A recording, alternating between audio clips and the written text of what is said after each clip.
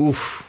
After just 2 episodes of Star Trek Starfleet Academy, audiences have spoken, and their reviews are looking less than stellar. We're going to take a look now at some of the review aggregator websites and see what the ratings are from audiences for Star Trek Starfleet Academy, beginning with Rotten Tomatoes. Now, of course, critics loved it. Of course they did, because it's stunning and brave and awful. So obviously they gave it 87%. Who is going to take that seriously? I mean, really, like it's just beyond a joke at this point. Audience scores are low, but not as low as I might have thought.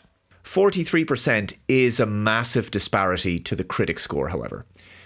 So for context, Section 31 has a Rotten Tomatoes critic score of 23%, which I think is more accurate, and an audience score of just 16%. Star Trek Discovery has a critic score of 84%, because of course it does, and an audience score of just 34%. Now, let's shift over to IMDb. Look at that. From 6,700 ratings, it's got a 4.9 out of 10. 4.9 out of 10 for audiences. So quite similar to the audience score over on Rotten Tomatoes, not far off. Now, if you go over to Metacritic, there's a Metascore of 66, and the audience score is really low, just 2.1 out of 10.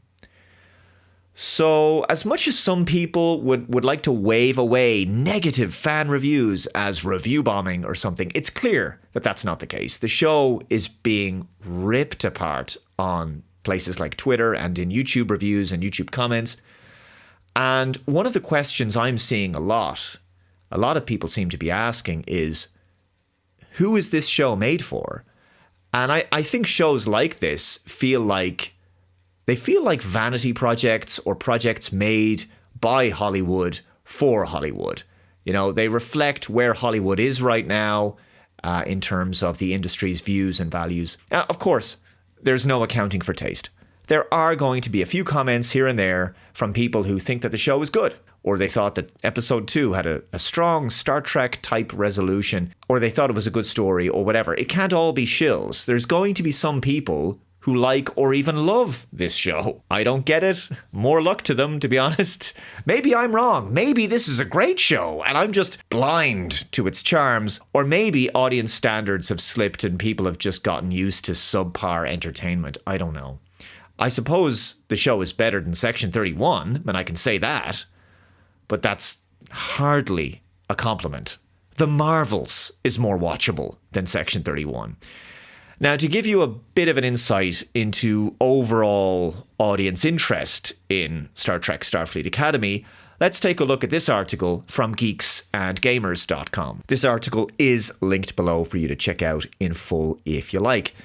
It says, Nerdrotic humiliates Star Trek Starfleet Academy after Spock action figure livestream destroys premiere numbers. Nice one, Gary.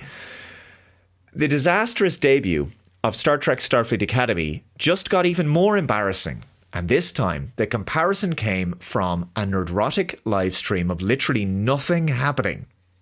Kind of sounds like the first episode. This was absolutely hilarious. In a move that perfectly captured the current state of modern Star Trek, YouTuber Gary Beekler, better known as Nerdrotic, decided to test just how weak the audience interest really was for the latest Kurtzman Trek series. His experiment was simple. Could a live stream consisting of nothing more than a stationary camera pointed at a Spock action figure sitting in an empty chair outperform the official Star Trek Starfleet Academy YouTube premiere? The Star Trek Starfleet Academy premiere peaked at roughly 1,300 concurrent viewers during its official YouTube debut. That number was already being widely criticized as shockingly low for a major franchise tied to Paramount's streaming strategy. And it's more shocking when you consider Paramount has a massive YouTube platform as well. Nerdrotic didn't just beat that number, he obliterated it. Within under 3 minutes, the empty chair Spock livestream surpassed the Starfleet Academy premiere's peak concurrent viewership. The stream ran for 52 minutes total and reached a peak concurrent audience of 3,389 viewers, nearly 3 times the engagement Paramount could muster for its highly promoted series launch. And it's not just that it's highly promoted, which is one thing. This is a highly expensive show. We don't know the exact budget per episode for Starfleet Academy, but we suspect that it's in and around the budget for Star Trek Discovery. And Star Trek Discovery had a budget of something like $8 million per episode or so. There's a massive amount of CGI on display in Starfleet Academy. You have these robots and CG characters flying around the Starfleet Academy sets. So there's a lot of stuff happening on screen, and that's happening alongside live actors. So that's a lot of additional post-production work. And of course, they built some of the biggest sets in the franchise history. The sets are very high quality. They're very impressive. So they spent heaps of money on the show. So they're spending all this money, and they're really not having very many people show up for it. And it's likely for 2 reasons.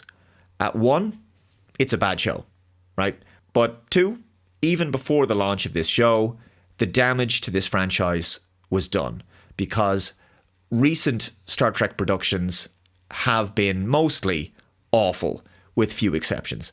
So the brand isn't really in a great place. And I think a lot of the fan base just don't have faith in the people running this franchise. Unsurprisingly, Star Trek Starfleet Academy is a total disaster. Look, to Paramount, Skydance, whoever is listening or not listening, clearly not listening.